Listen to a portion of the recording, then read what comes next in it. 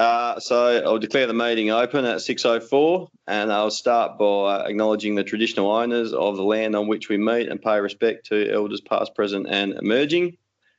Record of attendance. So we got Councillor Major, Councillor Mudie, Councillor Layton, Councillor Miliseski, Councillor Gibson, Councillor Mansell.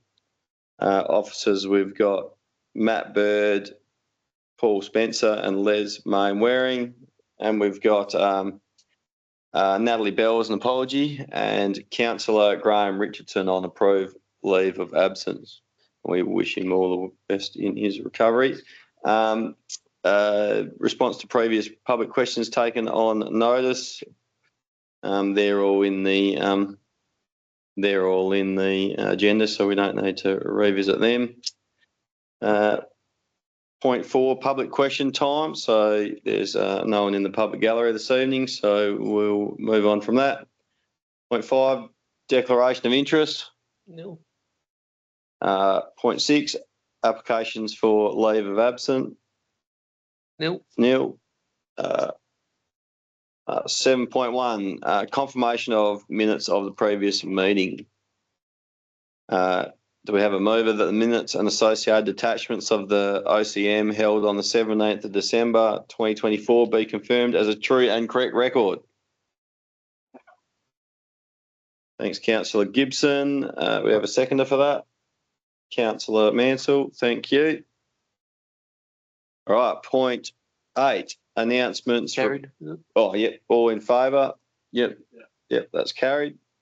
Announcements, reports by elected members. That's point 8. So we'll go around the table, starting with Councillor Mudie.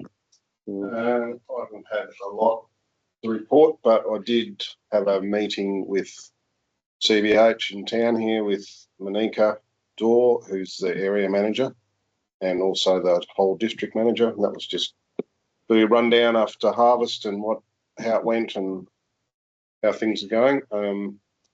It was very interesting. There's 10,000 tonne a day has to be shipped into the Esperance port by truck. Right. 10,000 tonne, more than 10,000 tonne a day.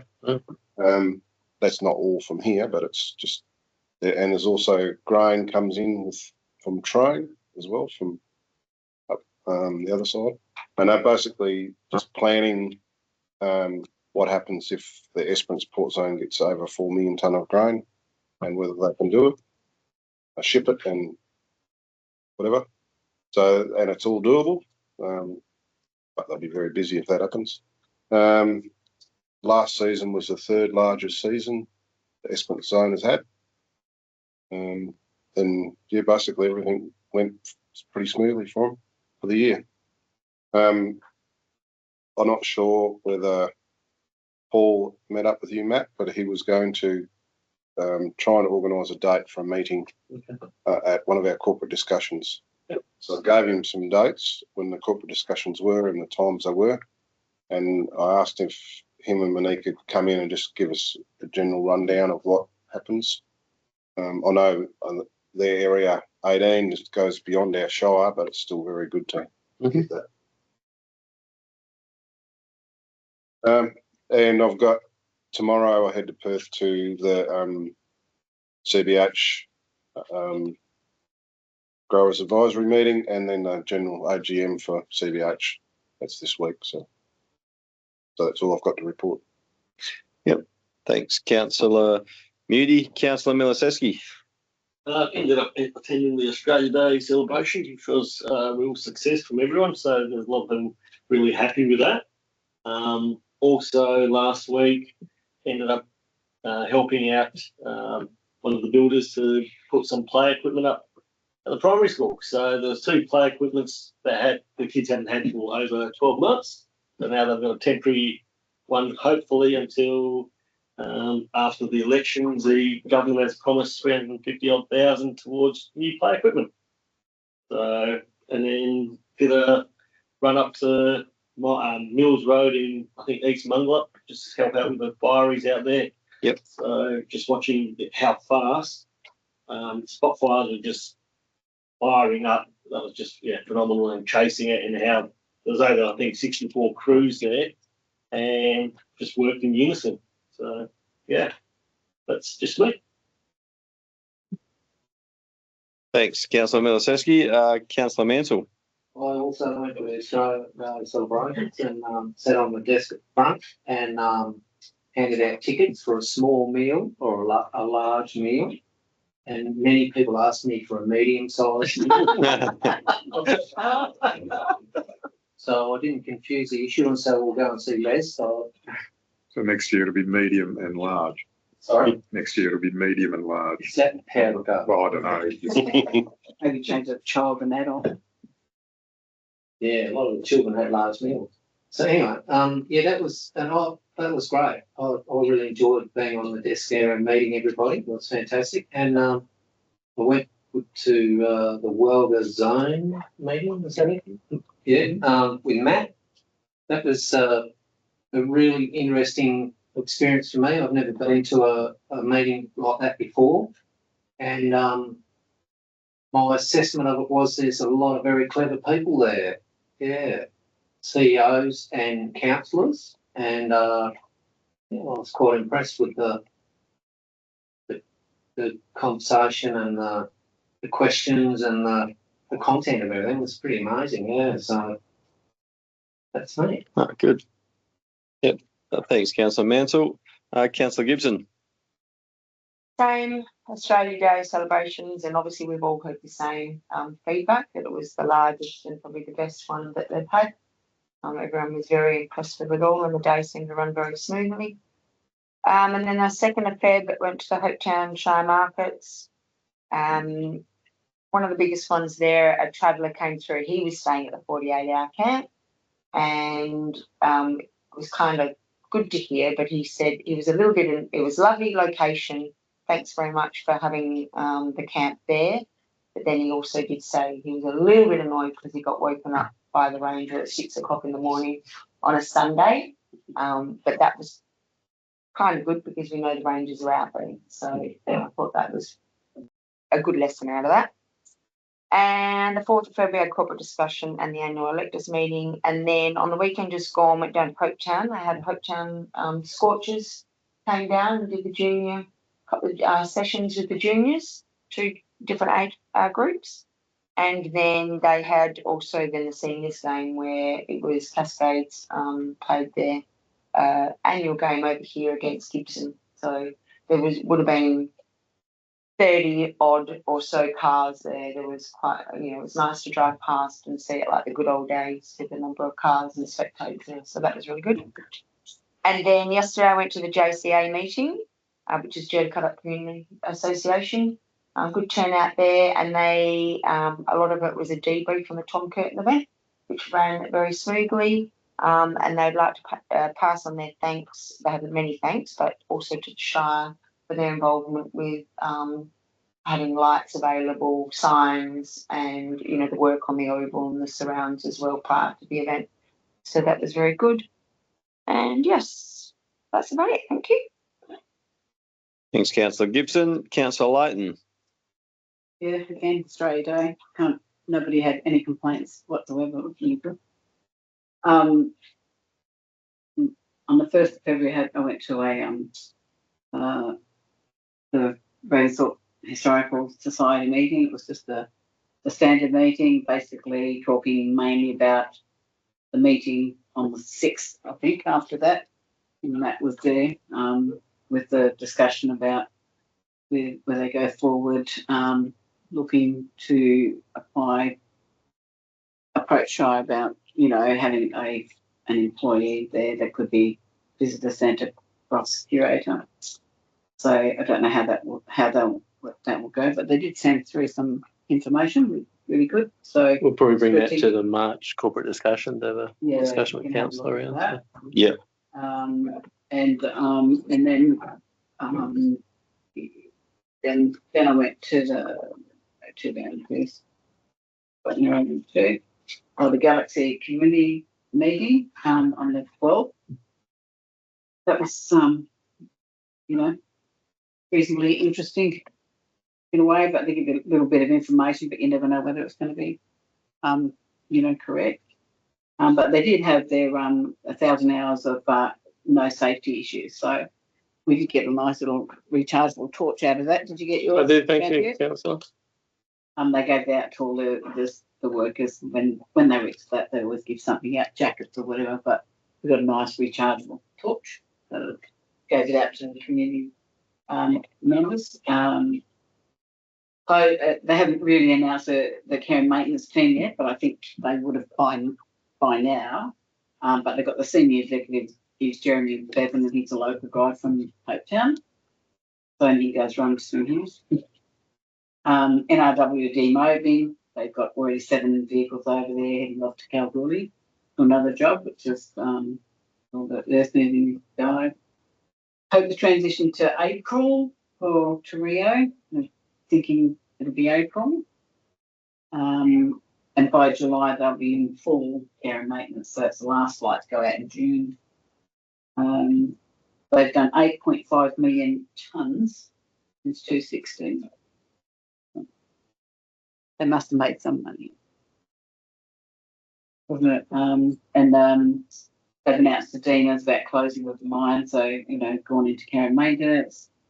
They've still done all that research and study into underground, so that they've got that all prepped ready for underground. And then they're beginning to rehab Flow Road. And then Liam spoke up, and the manager from Perth, he's aiming again for April for transition. Questions came up about the Kirkinara area because the tenements for Galaxy run out in March. There's about 13 tenements over that area. And they said, as normal, if they've got a tenement over, nobody will go and do their own exploration. They have an exploration company come and do it.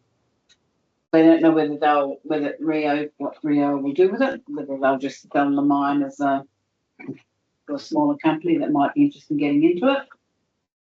And then post-mining, what they're wanting, again, I think they asked the community for what they want for the long term. When the mine, they've got to have a closure of mine strategy. They've got to have that in place. So they're asking the community, asking us to explain to the community, not that we're closing, we're going to do it now, but long term when the mines does go, they have to have that plan. I have a question, Sue. Yeah. Was it brought up about reinstating the old floater road? No, that didn't come up at this time, but I don't think they can now, right now. Going underground wouldn't be a bad idea. No. Just in that final closure plan, that was all. Yeah.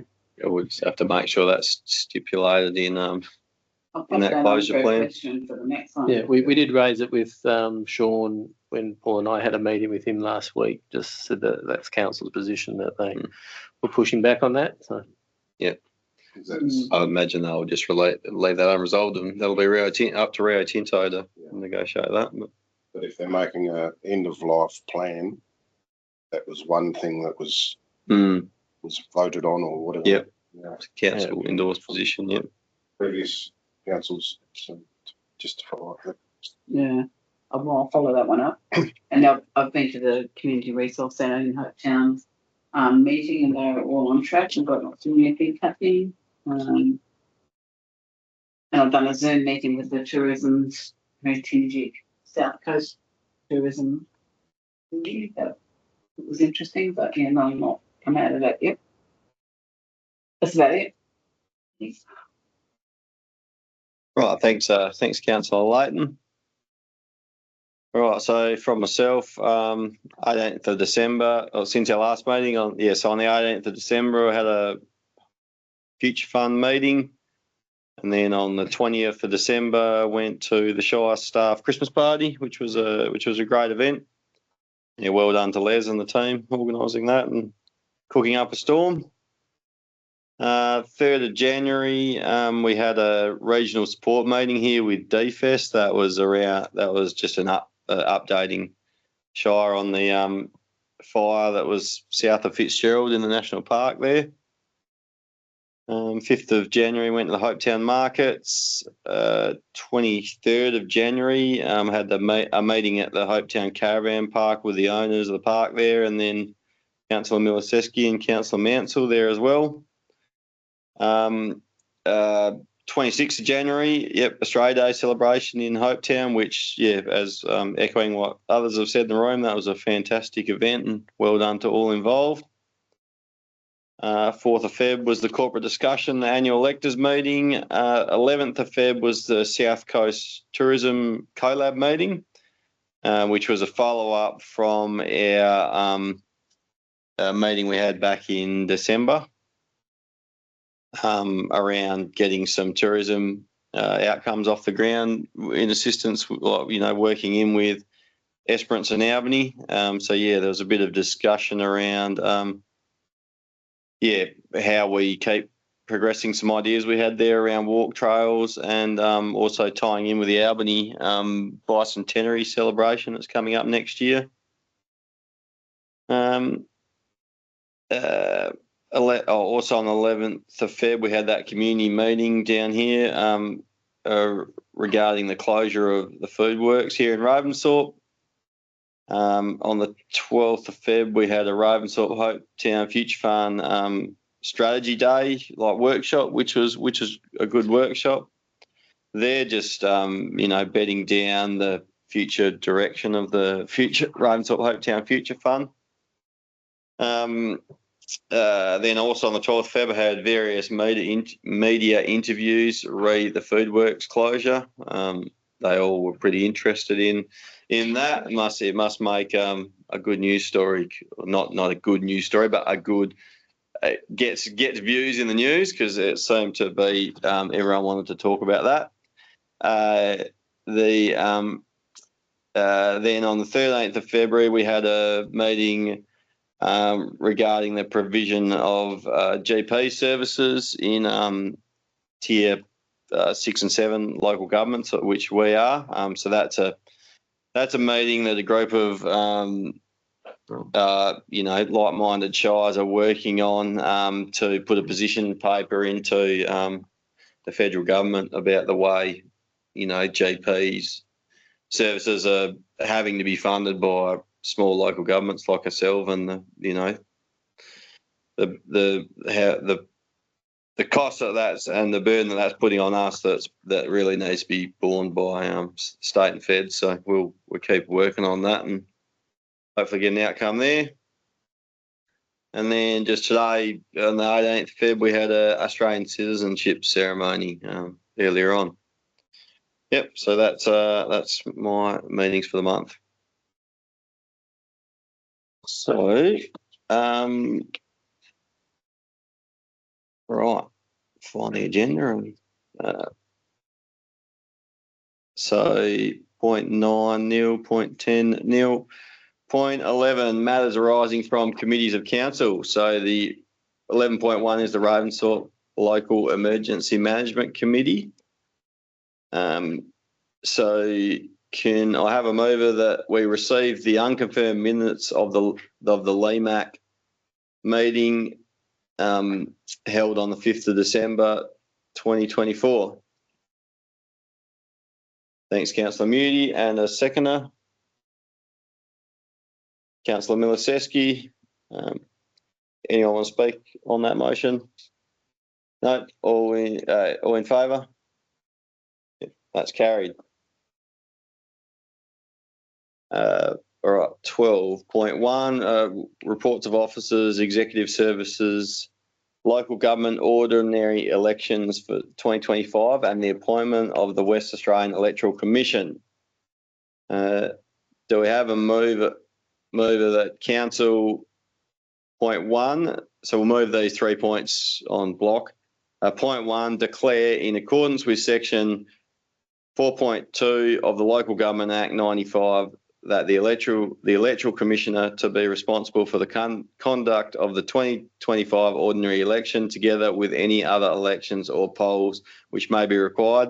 And point 2, decide in accordance with section 4.61 of the Local Government Act that the method of conducting the election will be as a postal election. And point 3, endorse the allocation of funds in the 25-26 annual budget to undertake the Shire of Ravensthorpe 2025 ordinary postal election. Do we have a mover for those 3 points? Thanks, Councillor Mansell. Seconder, Councillor Layton. Anyone want to speak on that motion? And that, all in favour? That's carried. All right, 12.1.2, Ravensthorpe Tourism Advisory Group Terms of Reference. So do we have a mover? So the officer's recommendation is that council approve the establishment of the Ravensthorpe Tourism Advisory Group as detailed in the draft terms of reference as per Part 5, Administration of the Local Government Act 1995. And point 2, the Chief Executive Officer to allocate appropriate resources and establish the new group as a priority. We have a mover for that one. Yep. Councillor Moody.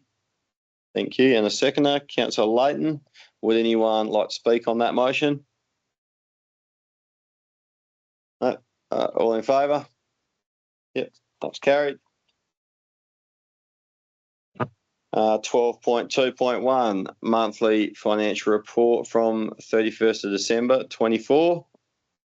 Do we have a mover that council receive the December 2024 monthly financial reports as presented?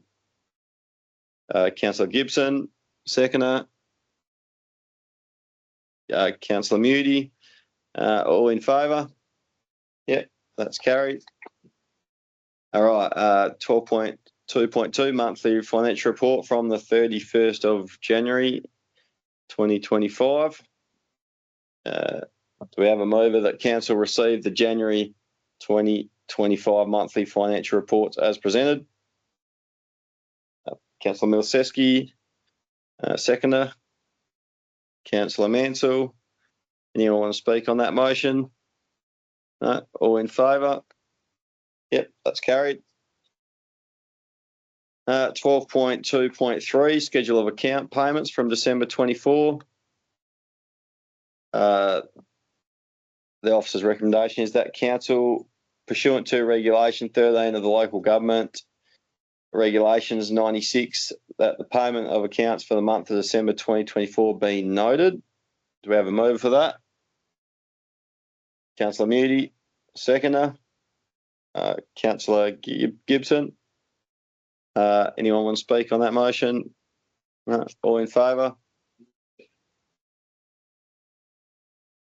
All right, 12, that's carried. 12.2.4, schedule of account payments, January 25. Pursuant to regulation 13 of the local government, regulations 1996, that the payment of accounts for the month of January 2025 be noted. We have a mover for that. Thanks, Councillor Layton. Seconder. Councillor Mansell. All in favour? That's carried. All right, 12.3.1, infrastructure services, fees and charges, EV charger. And the officer recommendation is that council, point 1, adopt a fee of 0.4 kilowatts for Shire electricity drawn from any AC slow charger suitable for electronic vehicles. Point 2, give local public notice of the intent to introduce this EV service fee from a date to be confirmed by Charge Hub. We have a mover for that motion. Councillor Miliceski, thank you, and a seconder, Councillor Mansell. Anyone want to speak on that motion? All in favour? That's carried. Right, point 13, nil. Point 14, nil. Point 15, nil. Point 16, closure of the meeting at 6:29. Thanks everyone for their attendance.